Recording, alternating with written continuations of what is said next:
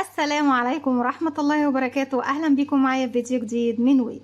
فيديو النهاردة زي ما احنا شايفين حابة نشرح مع بعض الصبارة الشقية حديث الناس كلها، الصبارة اللطيفة الضاحكة.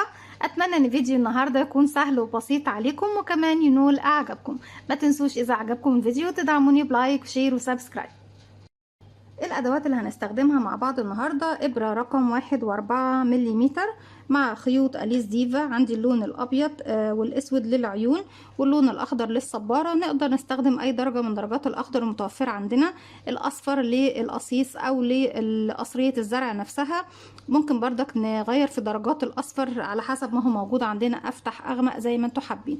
واللون البني لو عندكم أفتح هيكون أفضل. أنا ده النهاردة المتوفر معايا وحبيت ان احنا نطبق الفكرة مع بعض. لكن زي ما قلت لكم اللون البني والاصفر والاخضر تقدروا تستخدموا اي درجات متوفرة عندنا من الوانهم. يعني اخضر افتح شوية اغمق شوية زي ما انتوا حابين، اصفر بردك افتح اغمق زي ما احنا حابين، ونفس الدرجة بردك بالنسبة للبني. اما الابرة احنا خلاص عرفنا 1.4 ملم، والماركر دبوس عادي جدا او بفتلة بلون مختلف، وهنستخدم كمان سلك للصبارة وهنستخدم القصافة. اول حاجه نبتديها احنا بنبتدي الزرعه او الصباره بتاعتنا من القاعده بنرتفع بعد كده. هنستخدم اللون الاصفر. بسم الله الرحمن الرحيم. بسيب مسافه من الخيط وعلى 2 من الاصابع ابتدي الف في الخيط بالشكل ده، وارجع للخلف واجي تاني للامام. بجيب الخيط عكس بعضه بشكل حرف الاكس وارجع تاني للخلف من نفس المكان اللي انا واقفه فيه. هلف ايدي الناحيه التانية كده تكون عندي حلقتين. بدخل تحت الحلقه الاولى وبكون فوق الحلقه التانية، اسحب الحلقه التانية من تحت الاولى بالشكل ده. هخرج الخيط من ايديا واحده واحده واتاكد ان طرفين الخيط داخلين داخل الدائره السحريه. طرف الخيط البدايه الصغير دوت بحافظ عليه يقفل الدائره السحريه، اما ببتدي ارفع طرف الخيط المتصل بالشله على ايدي عشان ابتدي اشتغل. مش هينفع اشتغل داخل الدائره قبل ما اقفلها. ازاي بقفلها؟ بيكون عندي على الابره حلقه، بلف الخيط واخرج منها. بسم الله الرحمن الرحيم.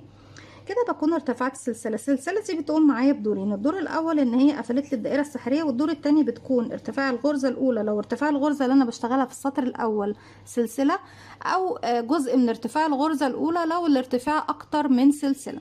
طيب لو الارتفاع اكتر من سلسله بيكون الحل ايه؟ بيكون الحل ان انا بزود عدد السلاسل الباقي على العدد اللي معايا اللي هي سلسله واحده. يعني لو بشتغل نصف عمود بيكون ارتفاعها 2 سلسله، بزود كمان سلسله على السلسله دي بكون وصلت للارتفاع اللي احنا عاوزينه. وهكذا طبعا بالنسبه للارتفاعات الاقصر من كده. طيب الدائره السحريه واسعه شويه، باجي الخيط البدايه الصغير ده ببتدي اضيق اشده، اضيق الفتحه او منتصف او سنتر او مركز الدائره زي ما انا عاوزه زي ما احنا شايفين. هبتدي داخل الدائره اشتغل 6 غرز حشو. زي بشتغل غرزه الحشو بيكون عندي على الابره حلقه، بدخل فراغي اسحب الخيط واخرج. معانا على الابره حلقتين، بلف الخيط واخرج منه كده. 1 2 3 4 5 6. خلصنا السطر الاول. ابتدي اشد بقى خيط البدايه خالص عشان اقفل منتصف الدائره.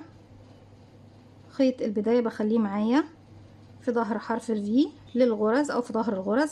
هبتدي اشتغل على ال6 غرز، كل غرزه فيهم بعمل تزايد، يعني بشتغل على كل غرزه فيهم مرتين. بيكون العدد معايا في نهايه السطر الثاني 12 غرزه حشو. بدخل اول فراغ تحت حرف الفي زي ما احنا شايفين، وبخلي معايا كمان خيط البداية على الإبرة وبشتغل 1. أول غرزة بشتغلها ببتدي بقى أضيف الماركر أو العلامة. لو بشتغل بخيط مختلف هحط الفتلة ما بين الإبرة والغرزة الأولى، يعني قبل ما بشتغل الغرزة الأولى بحط الفتلة في الجزء ده ما بين الإبرة وما بين الخيط.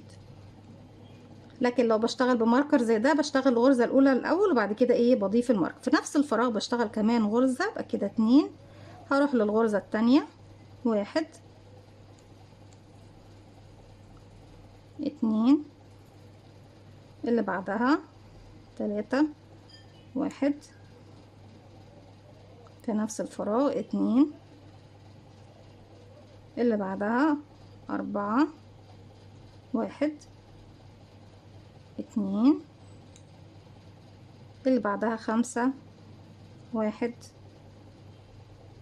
2 اللي بعدها رقم 6 1 2.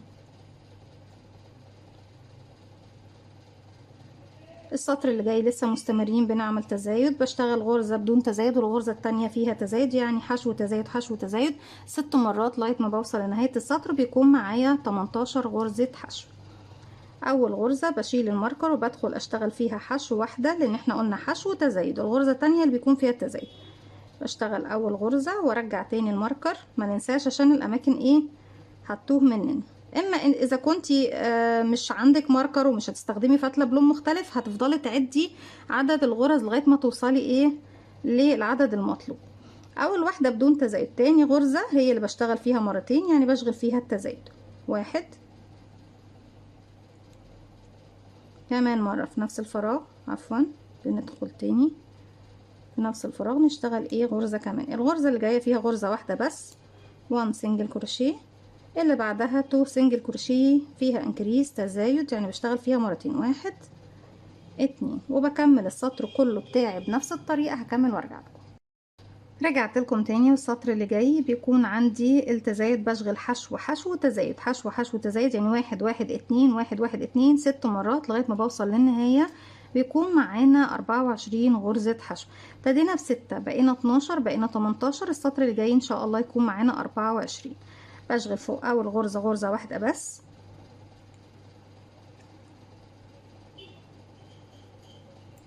الغرزة اللي جاية كمان غرزة واحدة بس،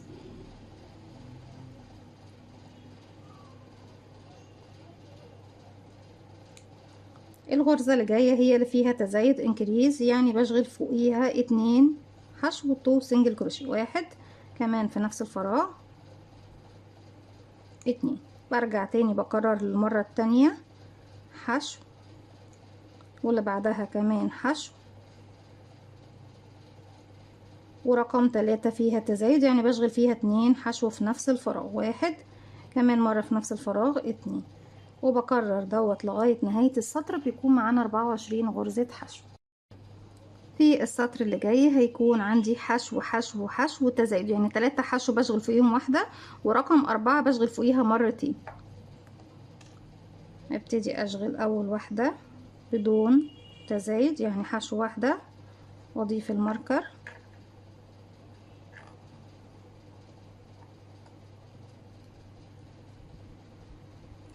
واللي بعدها كمان حشو واحدة، ورقم 3 كمان حشو واحدة. يبقى حشو حشو حشو، بعد كده اللي جاي انكريز تزايد، بشغل فيها مرتين، واحد وفي نفس الفراغ كمان اتنين، ارجع حشو واحدة حشو واحدة حشو واحدة، يعني 3 حشو، وبعد كده بشغل 2 حشو. احنا بس عايزين نرجع اخر واحدة عشان الفتلة ما تشددش معايا ايه صح. ورقم 3 بشغل فوقيها تزايد، يعني مرتين، واحد كمان مرة في نفس الفراغ، وبكرر دوت لغاية ما بوصل لنهاية السطر. بيكون معايا في النهاية 30 غرزة حشو. السطر اللي جاي بيكون عندي 4 حشو تزايد، يعني التزايد بيكون في الغرزة رقم 5 بشتغل فيها مرتين، وفي النهاية بكرر دوت 6 مرات. بيكون معايا 36 غرزة حشو. كده أول حشو بنشتغلها بدون تزايد،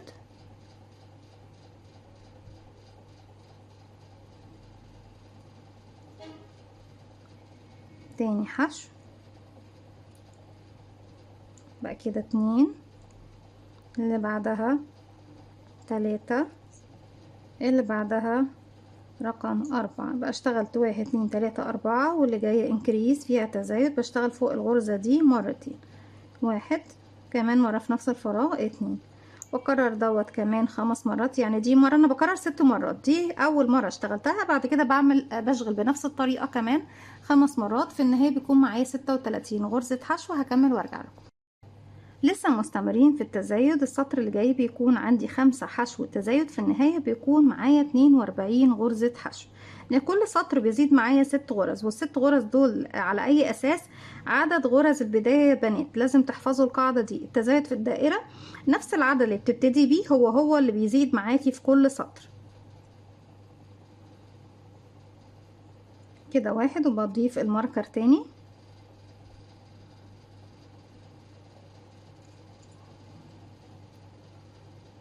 2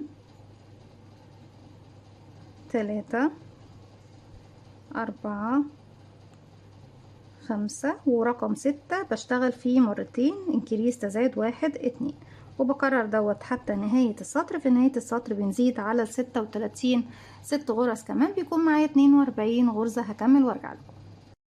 السطر اللي فات كان اخر سطر بنعمل فيه تزايد. السطر ده هنشتغل بنفس العدد ثبات 42 غرزة حشو، بس هنشتغل على الحلقة الخلفية من الغرز.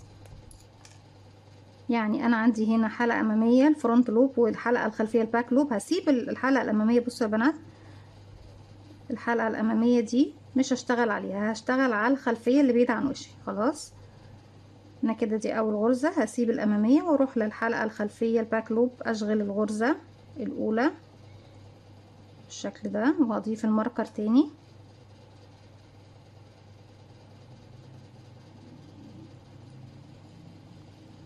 واللي بعدها كده 2 في الحلقة الخلفية. كل شغلنا في الباك لوب في الحلقة الخلفية من الغرز. والغرض من كده ايه؟ ان انا عايزة الشغل بتاعي يبتدي يعمل ايه؟ يديني شكل القصيص او قصرية الزرع، يرتفع لفوق بالشكل ده. والحلقة الامامية هكون بارزة لتحت. دي تالت غرزة اهي. رابع غرزة. بصوا بنسيب الامامية ما بشتغلش فيها وبروح رايحة عند الخلفية وهي اللي ادخل فيها واشغل الغرزة ايه بتاعتي. بكمل بقى السطر كله على الحلقة الخلفية وارجع لكم تاني نكمل مع بعض. السطر اللي جاي والسطور اللي بعده عندنا 9 و10 و11 و12 4 سطور هيكونوا ثبات بنفس العدد، بس المرة دي هبتدي اشتغل تاني بقى بشكل طبيعي تحت حرف الفي زي ما بنشتغل عادي كل شغلنا. بشتغل بقى تحت الضلعين للغرزة زي ما احنا شايفين.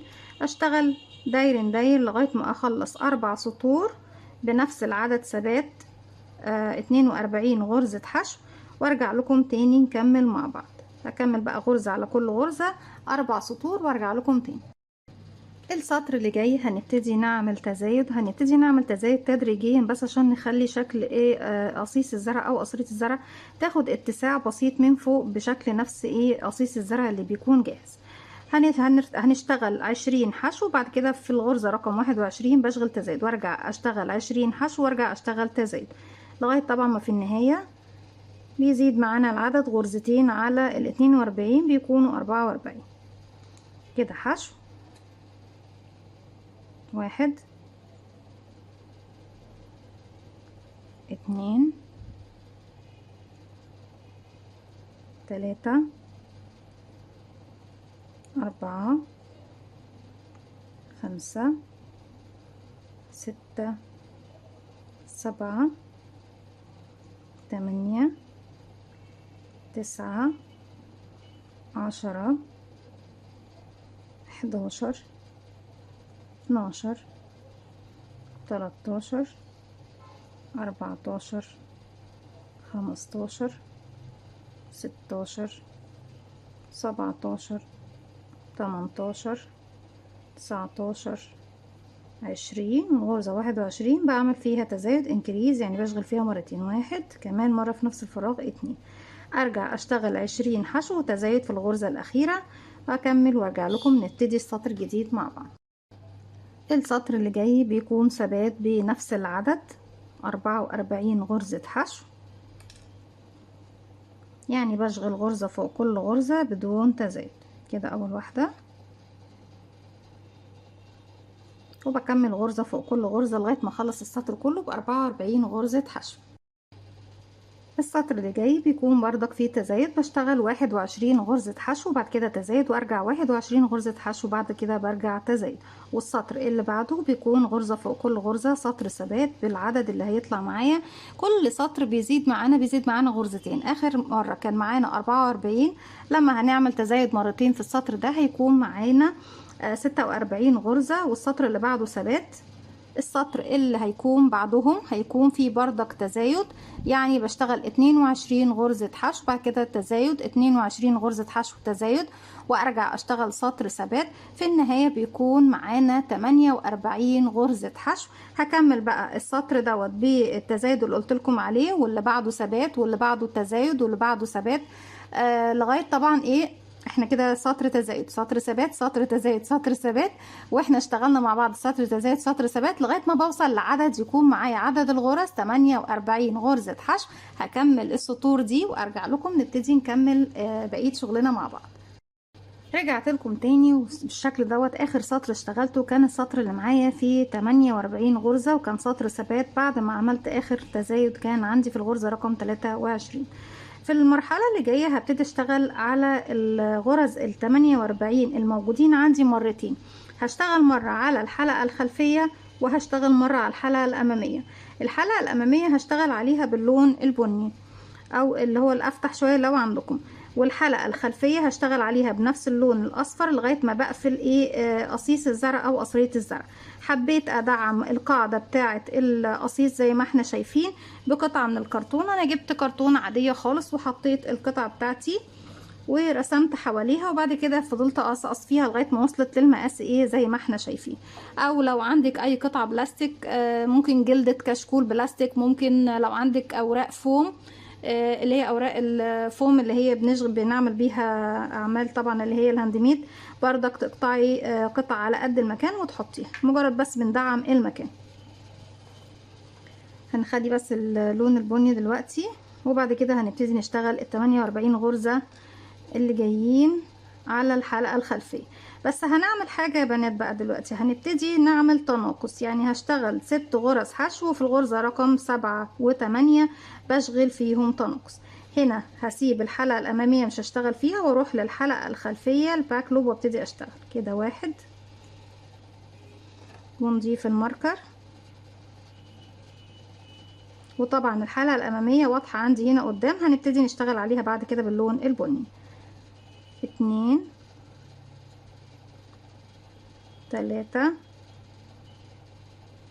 4 5 6 عفوا احنا 6 ما جاتش لسه معانا. 7 و8 بشغل فيهم تناقص. ازاي بعمل التناقص او بشغل التناقص؟ بيكون عندي على الابره حلقه. انا طبعا في المعتاد بدخل في الحلقتين الاماميين للغرزتين اللي بعمل فيهم تناقص، لكن انا هنا بشتغل على الحلقه الخلفيه فقط. اذا هدخل بقى اخد الخلفيه من هنا وكمان الخلفيه اللي بعدها، اسحب من الحلقتين الموجودين عندي على الابره. هي بتكون صعبة شوية بس واحدة واحدة مع الشغل. وتبقى حلقتين هلف الخيط واخرج منه. ارجع اكرر 6 غرزة حشو وبعد كده 7 و8 فيهم تناقص على مدى دوران السطر كله على 48 غرزة. وبشتغل عفوا يا بنات كنت هشرق، بشتغل بس على الحلقة الخلفية من الغرز. هكمل السطر وارجع لكم. لسه مستمرين في التناقص، هنشتغل المرحلة اللي جاية بس هنشتغل بقى عادي على حرف الفي بشكل طبيعي.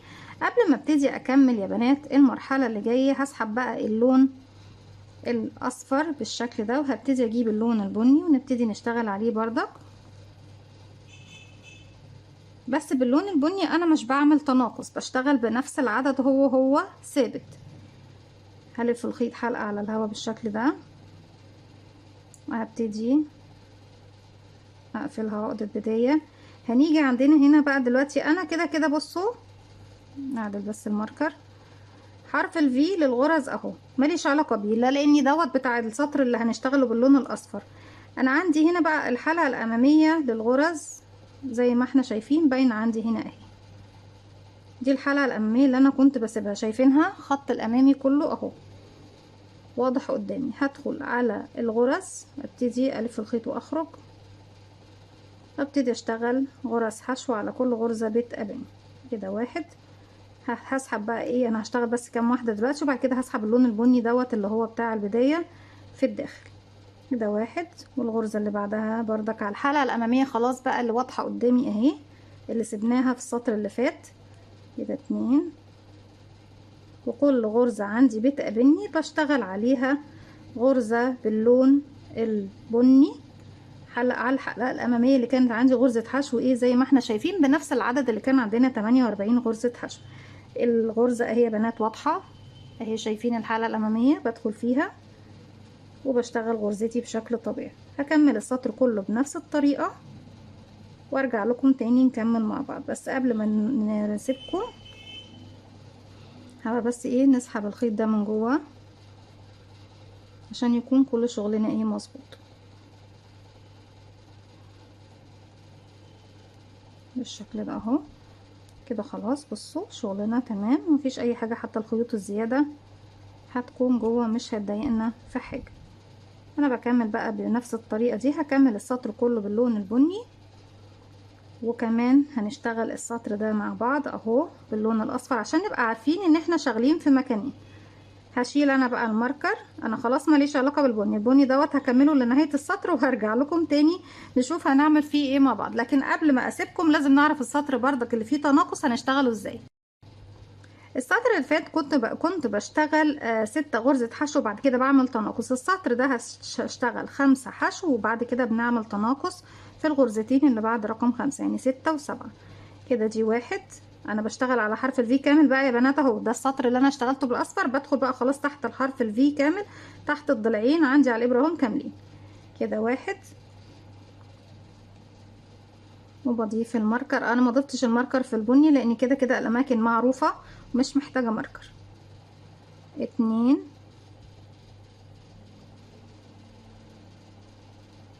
3 4 5. هنا بقى هبتدي اشتغل على الحلقتين الاماميين اللي هي رقم 6 بدخل في الحلقة الامامية، ورقم 7 بدخل في الحلقة الامامية. كده بيكون اسهل، الف الخيط واخرج من حلقتين، ارجع الف الخيط واخرج من حلقتين، ارجع اكرر 5 غرزة حشو بعد كده تناقص، 5 حشو تناقص، 6 مرات تكرار. في النهاية طبعا ايه احنا السطر اللي فات عملنا تناقص بقى معانا ننزل من 48 هيكون معانا 42 غرزة حشو. المرة دي هنشيل 6 بيكون معايا 36 غرزة حشو. هخلص السطر دوت باللون الاصفر مع التناقص، وهخلص السطر البني بنفس العدد هو وارجع لكم نكمل مع بعض. رجعت لكم تاني كده. خلاص خلصت السطر اللي باللون الاصفر اللي فيه تناقص، وخلصت كمان السطر اللي باللون البني. هنشتغل كمان سطر باللون البني، وابتديت احشي الحشو اللي داخلي بالفايبر او بالقطن او بقايا الخيوط. عند اول غرزة عندي اشتغلتها بقفل بغرزة منزلقة، ابتدي ارتفع سلسلة وابتدي اشغل في نفس الفراغ غرزة حشو. فوق كل غرزة حشو بتقابلني بشتغل غرزة حشو زيها لغاية ما اخلص السطر بتاعي. بقفل بردك بمنزلقة فوق اول غرزة وبسيب مسافة من الخيط وابتدي اقص الخيط خلاص، لاني بكون خلصت المرحلة الخاصة باللون البني في طبعا القطعة اللي هي قاعدة الصبار. اكمل بقى السطر ده زي ما احنا شايفين بالشكل دوت خلاص باللون البني، وبقفله زي ما اتفقنا مع بعض. وكده شكرا اللون البني. دلوقتي هنيجي بقى عند اللون اللي باللون الخيط اللي باللون الاصفر. فين بدايتك اهو، وابتدي اعمل تناقص تاني. لسه مستمرين في التناقص. هشيل الماركر. اخر مرة كنت بعمل 5 حشو تناقص، المرة دي هعمل 4 حشو تناقص كده. 1 وارجع تاني ارجع الماركر، وبعد كده بكرر دوت لغاية ما بوصل الى نهاية السطر. احنا كان عندنا 36 غرزة، لما اعمل 4 حشو بعد كده بعمل تناقص هيكون معايا 30 غرزة حشو. هكمل السطر اللي بعده كمان تناقص، هعمل 3 حشو تناقص هيكون معايا 24 غرزة حشو. هكمل كمان تناقص السطر اللي بعده، هشتغل 2 غرزة حشو بعد كده بعمل تناقص. في النهاية بيكون معايا 18 غرزة حشو. هكمل لغاية ما اوصل 18 غرزة حشو، وبعد كده ارجع لكم نغير للون الاخضر ونكمل مع بعض. بس طبعا قبل نكمل السطر دوت مع بعض نشوف هنشتغله ازاي. كده اشتغلنا مع بعض 1 2 3 4 و5 و6 بشغلهم مع بعض. بدخل في الحلقة الامامية للاولى والحلقة الامامية للتانية، هسحب الخيط واخرج من الاثنين. الحلقتين اللي عندي على الابره ارجع اسحب الخيط واخرج من الاثنين، وبكرر ده كمان 5 مرات، يعني التكرار بيكون 6 مرات على مدار الراوند كله. السطر اللي بعده زي ما اتفقنا مع بعض بيكون عندي 3 حشو تناقص، السطر اللي بعده 2 حشو تناقص. بكمل السطر ده واللي بعده واللي بعده بنفس طريقه التناقص اللي شفناها مع بعض، وارجع لكم تاني نكمل مع بعض. رجعت لكم تاني، وهنا في السطر اللي احنا بنعمل فيه 2 حشو تناقص في اخر غرز عندي طبعا ابتديت اضيف السلك عندي هنا اهو. السلك حوالي من 10 ل 15 سنتي. هبتدي دي اخر 3 غرز كده، او 4 غرز عفوا، كده 1 كده حشو، تاني حشو اهي، واخر 2 ببتدي اعمل فيهم تناقص واغير اللون الجديد. هدخل في الحلقة الامامية الاول غرزة، والحلقة الامامية التاني غرزة، اسحب الخيط واخرج من الحلقتين دول. هسيب بقى اللون الاصفر وابتدي اجيب اللون الاخضر، اسيب مسافة والف الخيط حلقة على الهواء واقفلها عقدة بداية، اسحب الحلقة الجديدة من عندي على الحلقتين اللي ايه موجودين عندنا. ابتدي بقى اشتغل على 18 غرزة، 18 غرزة حشو لمسافة 20 سطر ثبات بنفس العدد. مش محتاجة اضيف الماركر دلوقتي لان كده كده اساسا اللون مختلف، فما ببقى عارفة مكان الشغل. ابتدي اشتغل على كل الغرز اللي تقابلني. عندي الخيوط طبعا مش بشتغل بيها، باخدها معايا تحت الغرز وابتدي اشتغل عليها شوية، وفي النهاية ايه بسيبها داخل الحشو. كده 2 3 كده خلاص الاصفر شكرا. البني بردك اشتغلت بيه لغاية ما خلصته، في النهاية ايه سحبته ايه من الداخل. كده عندنا 1 2 3 4 5 6 7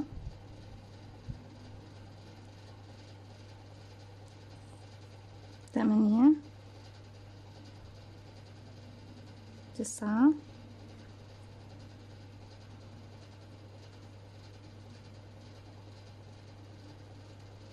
10 11 12. مش عايزين طبعا الحشو يخرج معانا. الخيط حتى الزيادة ده اهو ندخله كمان من الداخل علشان ما يبتديش يعمل لنا ايه ازمة ويلخبطنا.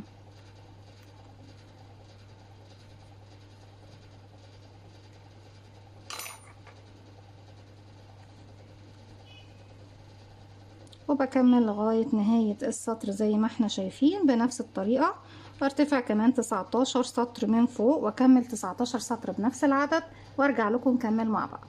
رجعت لكم تاني وكده بعد ما عملنا 20 سطر زي ما احنا شايفين ب 19 غرزة حشو. هنبتدي نزود سطر تزايد واحد بس عشان نبتدي نعمل مكان الرأس.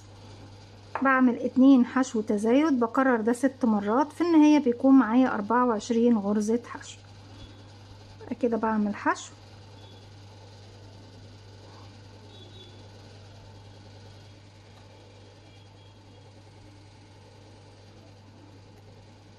وبرجع الماركر تاني، وكمان حشو واحدة، والغرزة اللي جاية بعمل فيها تزايد انكريز، يعني بشغل غرزتين في فراغ واحد، واحد كمان مرة في نفس الفراغ 2، وبكرر دوت لغاية نهاية السطر بيكون معايا 24 غرزة حشو. وبعد ما خلصت السطر دوت على 24 غرزة حشو بدأ كمان المكان يتسع معايا.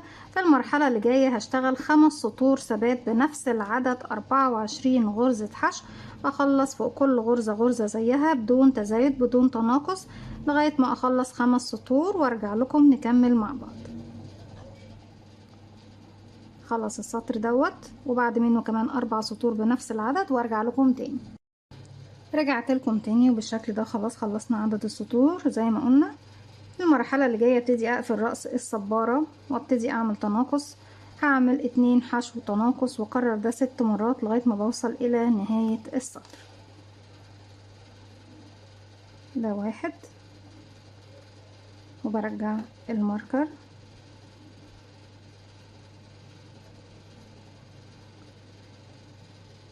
2 وبعمل على رقم 3 ورقم 4 تناقص، وبكرر ده كمان 5 مرات لغاية ما بوصل لنهاية السطر. برجع تاني معايا 18 غرزة حشو، 1 2 وتناقص، وهكذا حتى نهاية السطر.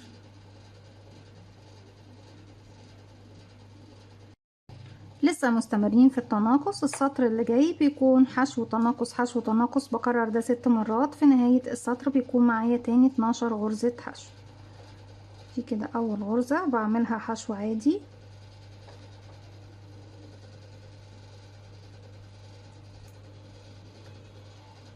وتناقص في الاتنين اللي وراهم،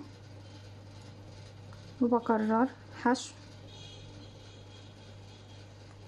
تناقص لغاية نهاية السطر.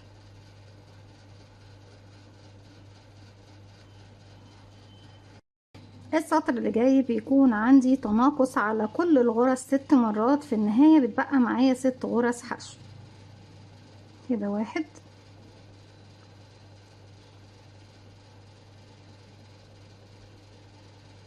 2، وما استخدمتش الماركر لاني خلاص احنا العدد معانا خلاص معروف.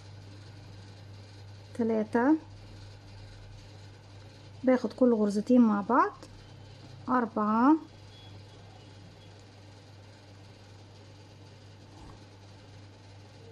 5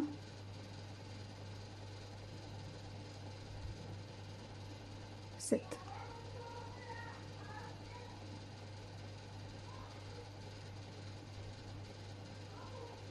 في النهاية بسيب مسافة من الخيط تنفع طبعا او تكون كافية لاننا ننظف الخيط. بسحب الخيط بالشكل ده من الحلقة اللي عندي على الابرة. ابتدي بابرة التنظيف،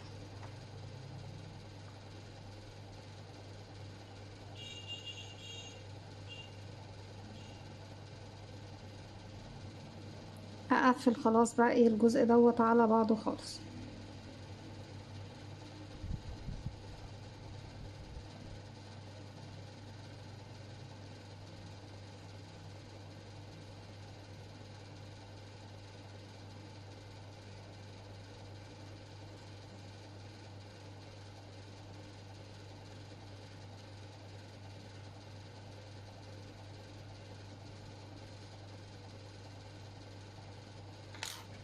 بإبرة الكروشيه بتاعتنا بدخل اسحب الخيوط اللي زادت معايا كلها،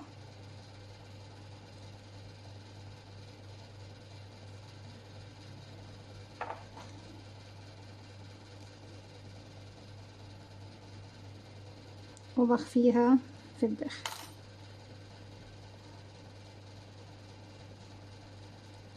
هي مصرة تطلع من الجانب التاني. نبتدي دلوقتي بقى نعمل الكب، الطاقية والايدين والعينين للصبارة بتاعتنا.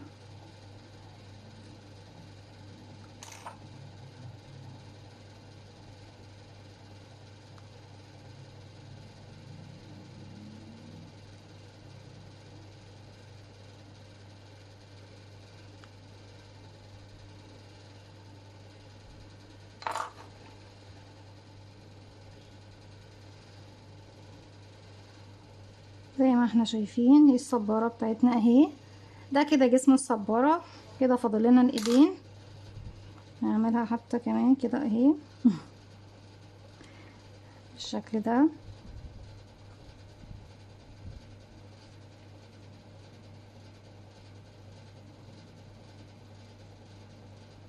ونبتدي نعمل الايدين والعينين والكب.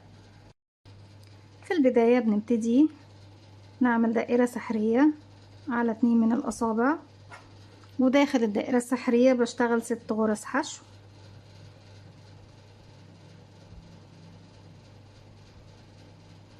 بسم الله. 1 2 3 4 5 6. بشد خيط البداية، بقفل عقدة بقفل عفوا مش عقدة البداية، بقفل الدائرة السحرية. ابتدي اشتغل تزايد على كل الغرز. فوق كل غرزة بشتغل مرتين،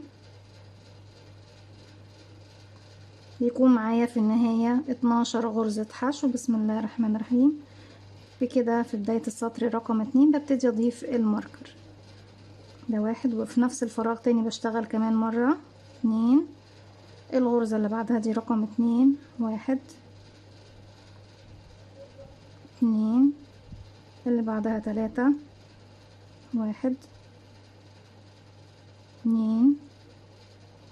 اللي بعدها رقم 4 ومعايا خيط البداية بخفيه معايا، 1 2، رقم 5، 1 2، رقم 6 والأخيرة، وكده بقى معانا 12 غرزة حشو، 1 2. السطر اللي جاي لسه مستمرين بنعمل تزايد، هنعمل حشو تزايد حشو تزايد حشو تزايد، في آخر السطر بيكون معايا 18 غرزة حشو. كده 1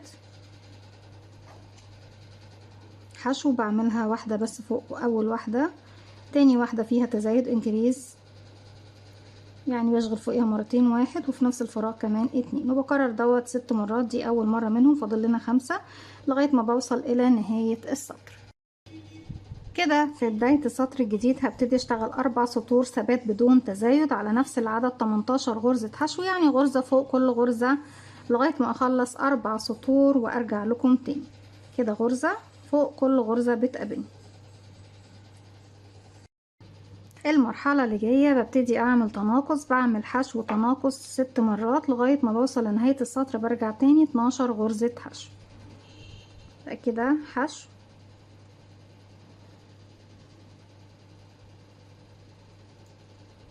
تناقص،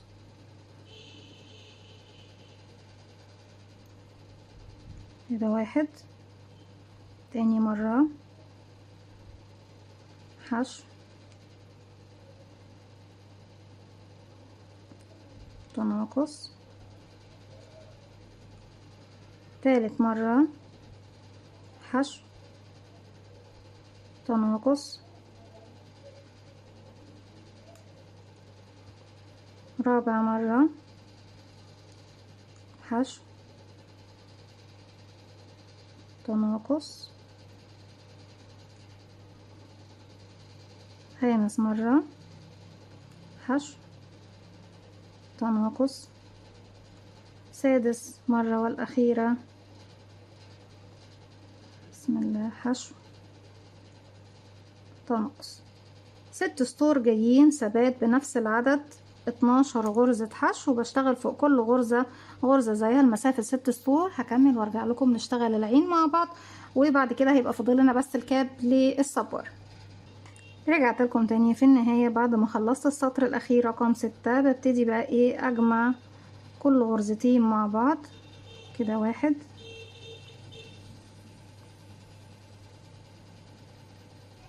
2 3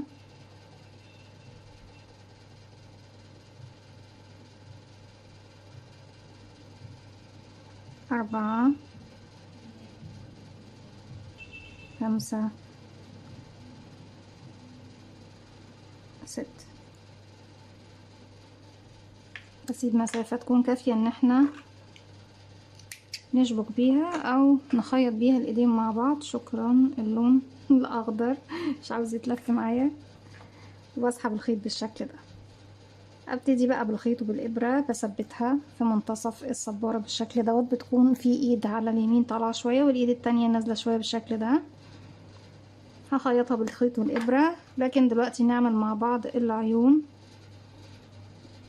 بتكون عيون الصباره بالشكل ده. نجيب اللون الاسود، وسامحوني في اللون الاسود لان انا عارفه ان طبعا شغلنا باللون الاسود مش بيكون باين، بس عامه هو الشغل اللي هنشتغله شيء مكرر، مش حاجه يعني ما نعرفهاش. هنعمل دائره سحريه فيها 6 غرز حشو. كده مظبوطه الكاميرا. بسم الله.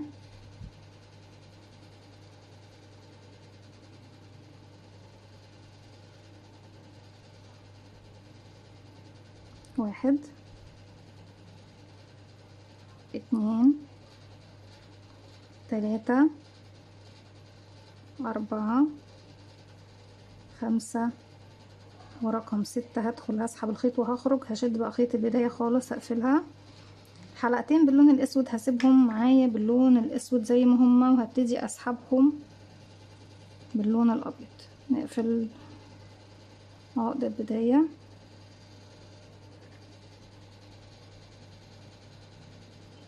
اسحب الحلقة اللي باللون الابيض من تحت الحلقتين باللون الاسود.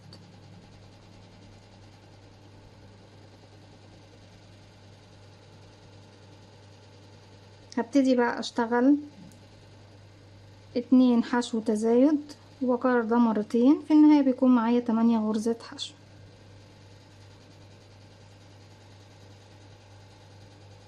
دي اول واحدة اهي. طبعا هو لون الاسود مش باين وانا كمان خلف الكاميرا فسامحوني يعني انا بتهيألي هي دي الاولى، يعني ان شاء الله هي الاولى. هشتغل كده حشو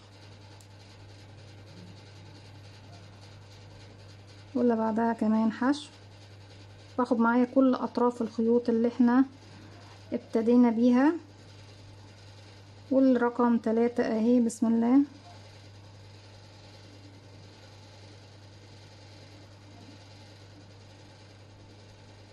بشتغل عليها مرتين، 1 2، وبكرر ده كمان مرة كده حشو، واللي بعدها كمان حشو. انا عايزة كل الخيوط معايا في الخلف، والاخيرة تزايد بشغل عليها مرتين، 1 2. في النهاية خالص بعد ما بخلص بروح ادخل بقى الخيوط دي جوه للداخل كده، واروح في اول غرزة اشتغلتها بدخل بقفل بغرزة منزلقة، تسيب مسافة تكون كافية اننا نشبك بيها وكده. خلاص الابيض، لا الابيض لسه هشتغل بيه لاني هضمه في خيط وابرة، وهبتدي اعمل خطوط كده على الصبارة بحيث ان احنا ندي الشكل ايه الخطوط البيضاء اللي داخل الصبارة، او ان احنا بنجيب الالوان الخاصة بتطريز عيون عرايس الاميجرومي وبنبتدي نخطط عليها، وده اسهل طبعا من اللي احنا ايه هنعمله. انا طبعا الخيط الابيض عايزاه عشان اخيط بيه، لكن كل الخيوط اللي انا خلاص مش محتاجاها ببتدي اقصها بالشكل ده،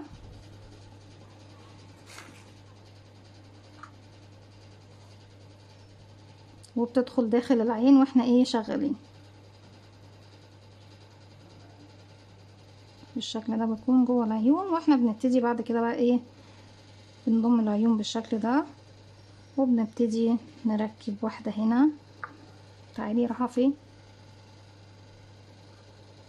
واختها بالشكل ده بالخيط وبالابرة بخيطهم بقى في جسم الفيعيون في رأس الصبارة. مش هطول عليكم طبعا، هي مسألة خيط وابرة مش اكتر. بردك الايدين بردك هثبتها في المكان ده. طيب ايه ناقص معانا دلوقتي نعمله؟ هو الكاب بتاع الصبارة، وفي لون طبعا انا نسيت اقوله معاكم في البداية، وهو اللون الاحمر اللي هنعمل بيه الفم او بق الصبارة. رجعت لكم تاني كده، اشتغلت سطر فيه 6 حشو، والسطر التاني تزايد على كل الغرز فيه 12 حشو، والسطر اللي بعده كان تزايد على الغرزة رقم 2 حشو تزايد حشو تزايد 6 مرات لغاية ما بقى معايا 18. السطر اللي بعده اللي هو رقم 4 كنا بنعمل 2 حشو تزايد لغاية ما بقى معايا 24 غرزة حشو. في المرحلة دي هبتدي اشتغل على الحلقة الخلفية سطر كامل بنفس العدد للغرز كده. دي اول واحدة، بسيب الحلقة الامامية وبروح للخلفية الباك لوب اشتغل 1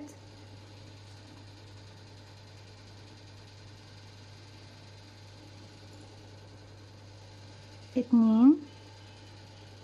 شغلنا كله بيكون على الباك لوب الحلقة الخلفية من الغرز 3، وبكمل لغاية ما بوصل الى نهاية السطر على الحلقة الخلفية ب24 غرزة حشو عشان يبتدي الكاب ينزل معايا يجي جهة اليمين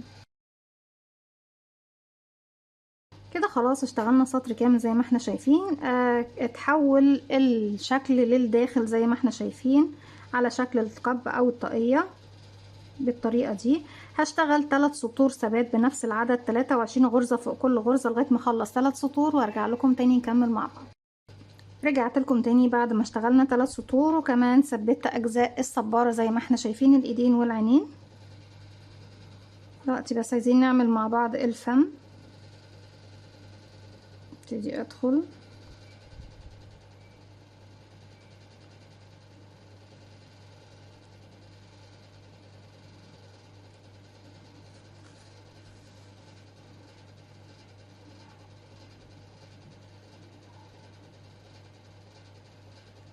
بالشكل ده.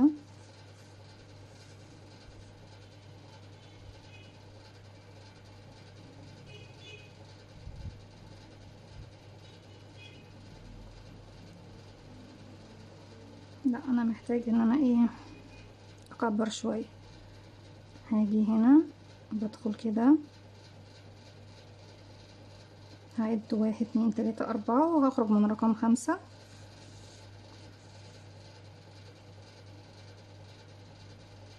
هرجع تاني ادخل واخرج من نفس المكان.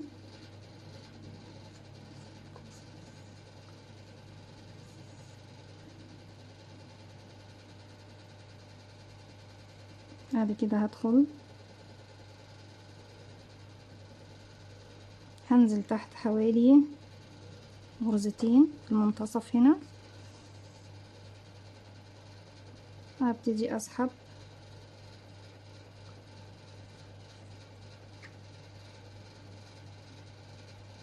الفم للمكان ده اهو زي ما احنا شايفين.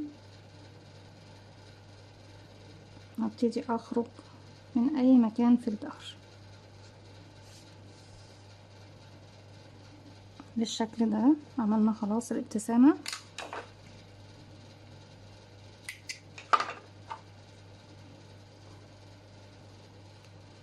اي خيوط هتكون باينة معانا بندخلها لجوه زي ما احنا شايفين. نبتدي نكمل الرأس زي ما احنا شايفين. هشتغل 24 غرزة على 24 غرزة، بس المرة دي هشتغلهم على الحلقة الأمامية، يعني هسيب الحلقة الخلفية اهي، والمرة دي بقى هشتغل على الأمامية اللي قدام عينيا على طول. بدخل 1 سوري احنا اسفين 2 على الحلقة الأمامية بس يا بنات، وبكمل ال24 غرزة لغاية ما بخلص السطر كله على الفرونت لوب الحلقة الأمامية. السطر اللي جاي برجع تاني اعمل تزايد. بصوا المقصود من الشغل في الحلقة الأمامية ان احنا خلاص خلينا الشغل بدأ يجي بالشكل ده زي ما احنا شايفين. هبتدي اشتغل تزايد، بشتغل 3 حشو تزايد 3 حشو تزايد تكرار 6 مرات، في النهاية بيكون معايا 30 غرزة حشو. السطر اللي بشتغل فيه على الحلقة الأمامية أو الحلقة الخلفية، السطر اللي بعده بشتغل في حرف الفي عادي يا بنات، يعني تحت الحلقتين اهو شايفين بالشكل ده كده. 1